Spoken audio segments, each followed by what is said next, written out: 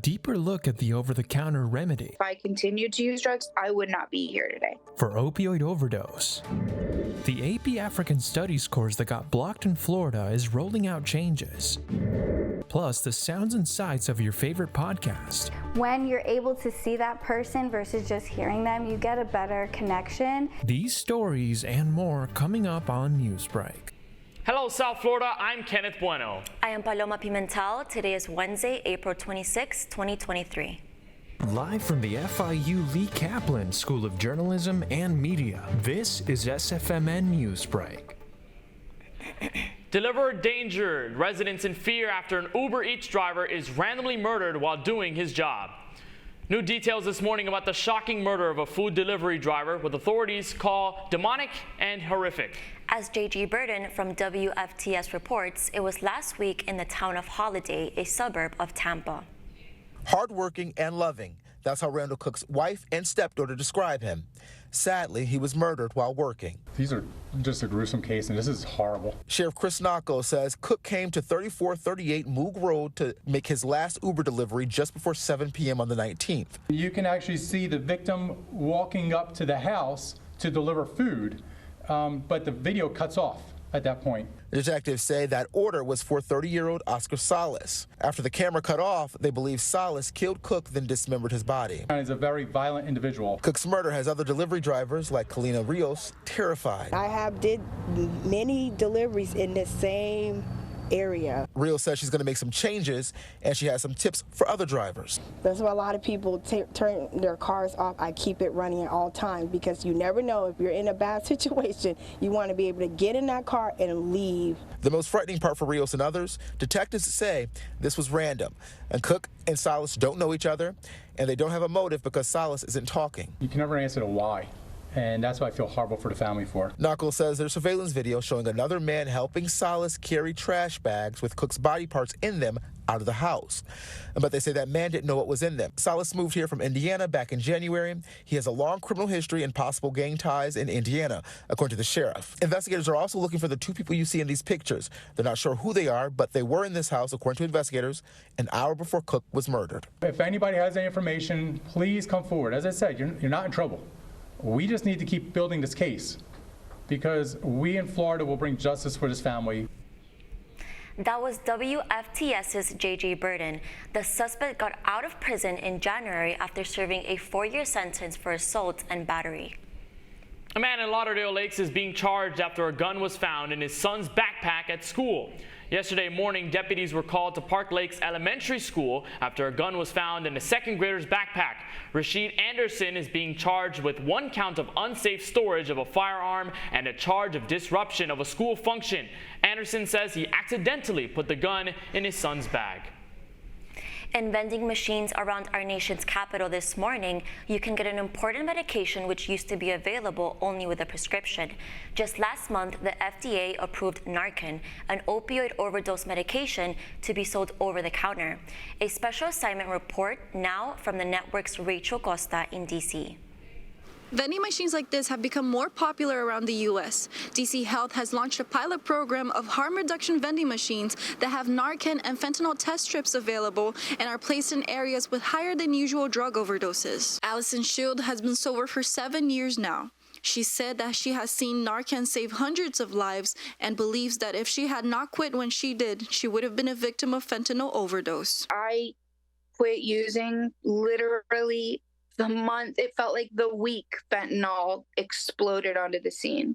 And I know the way that I use drugs, I know that if I continued to use drugs, I would not be here today. I would be dead. There's no question in my mind of that fact. And yeah, I have lost friends to, it was very quickly.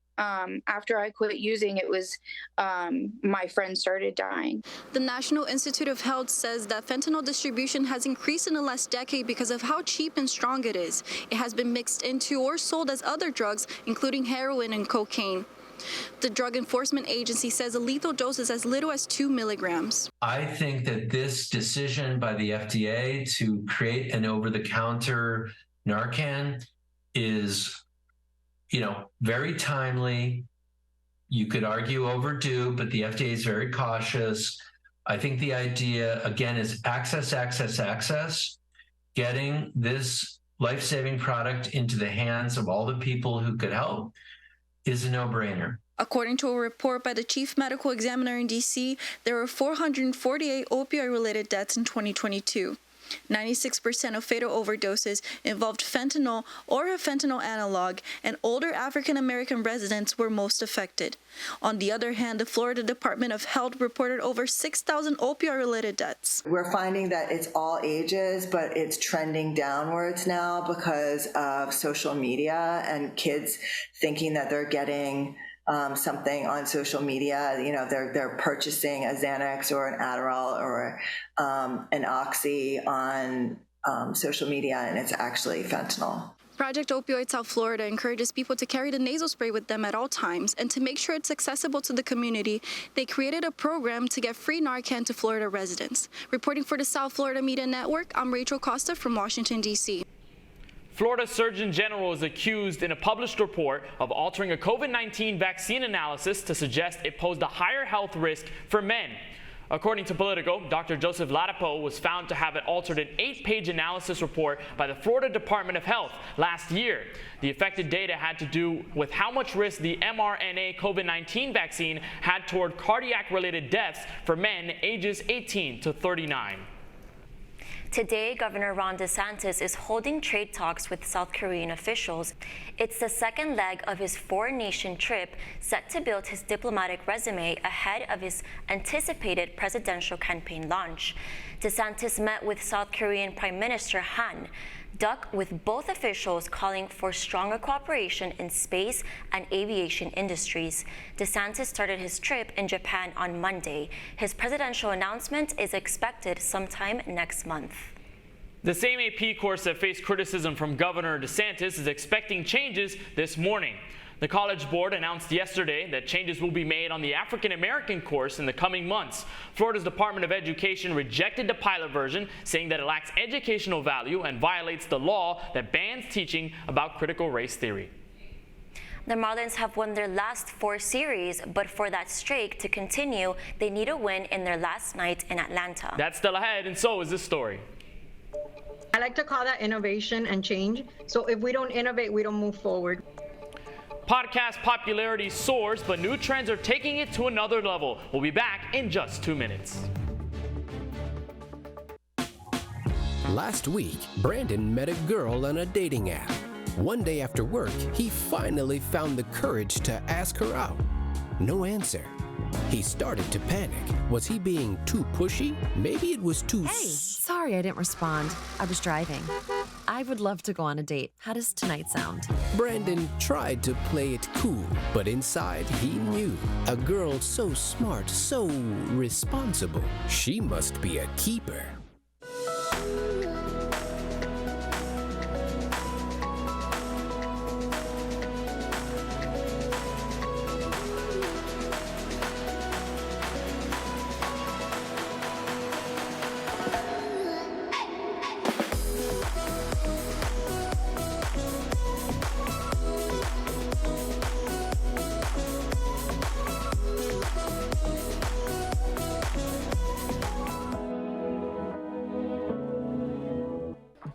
How do you know when you've made the right decision? It's the feeling you get in your gut.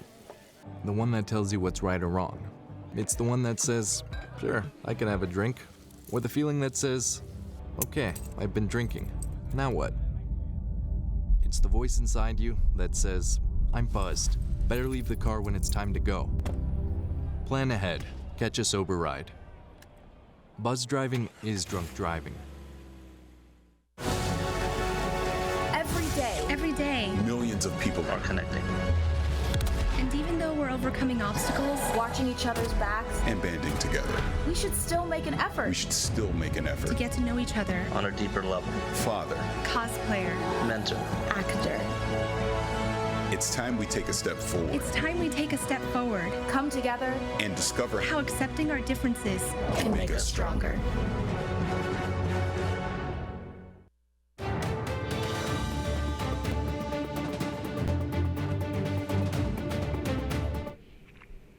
Podcast popularity is evolving and video is coming along with it.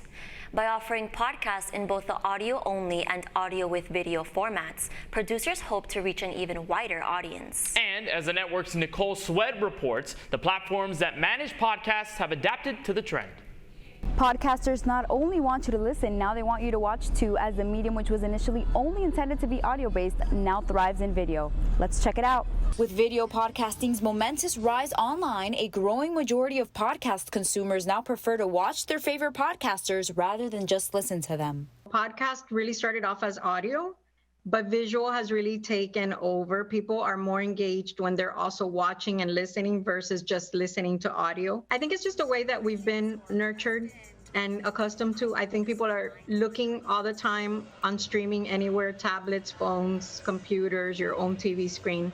So it's easier, I think, to engage visually than it is to just have to sit there and listen to audio unless you're in the car. According to the Morning Consult survey, 46% of podcast consumers prefer video podcasts, and 42% say they rather listen without a video. I believe that people prefer video podcasts versus just audio podcasts because it allows that audience or that individual a deeper connection with the podcast host. As humans, we always like to hang out with people that look like us and sound like us and dress like us, and when you're able to see that person versus just hearing them, you get a better connection. Numerous audio platforms such as Spotify and Apple Podcasts have now implemented video on their platforms to stay on trend and offer consumers the content they prefer. I like to call that innovation and change. So if we don't innovate, we don't move forward. We've seen the demise of a lot of different brands when they don't evolve with the changing times. So if these platforms that have really become the go-to places do not evolve and offer that as well, then they tend to, fall behind and become stall and stagnant. Many consumers are also happy to see more platforms including video podcasts, as it allows them to connect more with the podcasters. I think that platforms such as Spotify implementing video-based content is, very beneficial not only to the user but the consumer, as at the end of the day, especially for me being an automotive enthusiast, it's better for me to see content rather than just hear it. As podcasts grow more every day, podcasters are looking forward to provide their audience with more engaging and visual content. This is Nicole Swed reporting for South Florida Media Network. See you next time. The Marlins playing the second of 4 games in Atlanta against the first-place Braves. Tied 2-2 in the early innings, the Fish hoped to keep it close, but the Braves powered through for the 7-4 win. The Marlins, as a result, fall back to a .500 record, and the same 2 teams will play tonight at 7:20 p.m. You're watching SFMN Newsbreak. We'll be coming right back.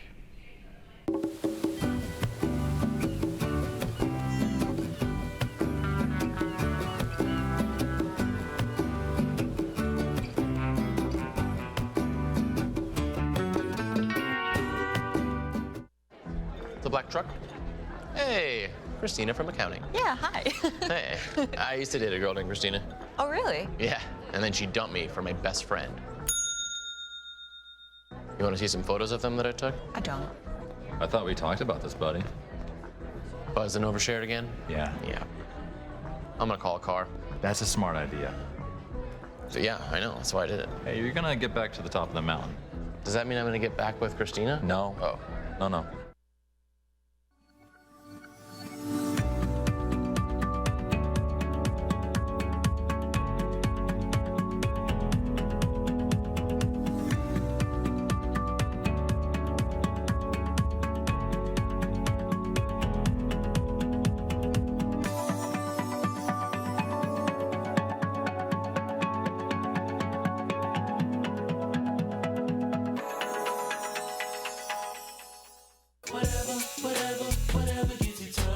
There are a lot of ways to reach out to a friend about their mental health.